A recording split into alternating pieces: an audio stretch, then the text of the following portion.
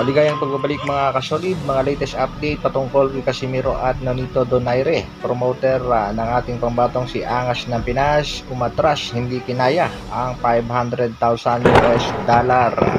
At ano ang nangyari? Nonito Donaire Jr. De Filipino Plus, patay na nga daw. Yan nga ang binitawang salita ni brother coach ni Angas ng Pinas na si Coach Jason. Yan ang ating pag-uusapan. Para sa ating unang balita mga kasolida, Tatay Jerry Marcial, ito nga ang ama nitong si Rachel Donaire. Meron niyang mga ibinunyag sa kanyang latest interview dito nga kay Coach. Ayon nga dito kay Jerry Marcial ay nag-offer nga daw itong Treasure Boxing Promotion dito kay Nonito Donaire via Madam Rachel ng 350,000 US dollar upang labanan itong si Cuadro Alas General Casimiro.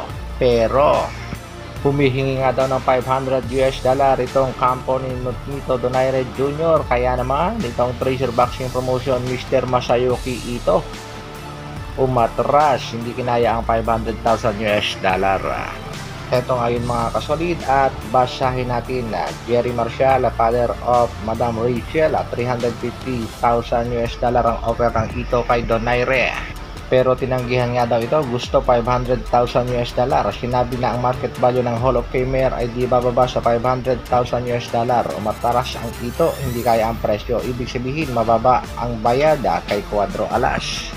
At nang hindi nga makuha itong si Nonito Donaire Jr., dito na nga ikinasa ang laban ni Alas kontra dito kay Saul Sanchez. Na napapabalita ang 250,000 US dollar ang offer ng Hapon.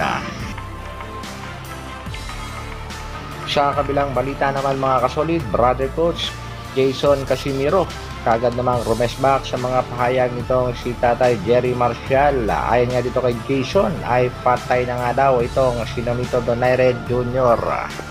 Patay na daw dahil hindi na pinag-uusapan. In-interview kasi siya na kung si Casimiro daw yung sila ano daw, hindi nila daw parang gusto yung 350. Sa tingin ko parang okay na yan kasi di ba ilang beses parang tatlo ata na sunod-sunod talo sila, wala na sila kumbaga basura na kasi nga kumbaga patay na kasi tinatawag mo yung tao guys pagpatay na kasi tinatawag ko yun patay na kasi buhay pa sila pero never na silang pinag-usapan kaya sinabi kong patay na.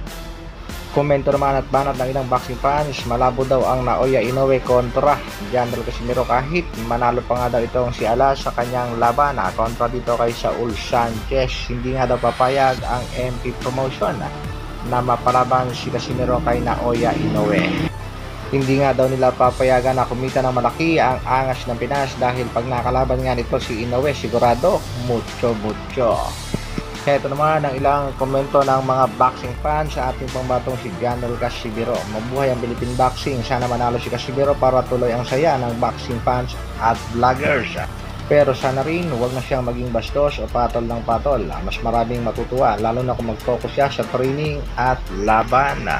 Kaya sa mga kasolid natin dyan, abangan na lang natin ang laban ng ating pambatong si Alas kontra nga dito kay Saul Sanchez at tingnan natin kung anong mangyayari kung sakaling manalo si Alas. Ano kaya ang magiging next move ng Treasure Boxing Promotion at may kakayanan kaya itong TBP na may kasang bakbakang Inoue at Casimiro. Hanggang dito na lang muna mga kasolid. Maraming salamat sa patuloy na pagsuporta at panonood. Isang like naman dyan at sa mga bago, pa-share at subscribe na rin ang ating video. Mabuhay, Dr. Alvin Vlogs.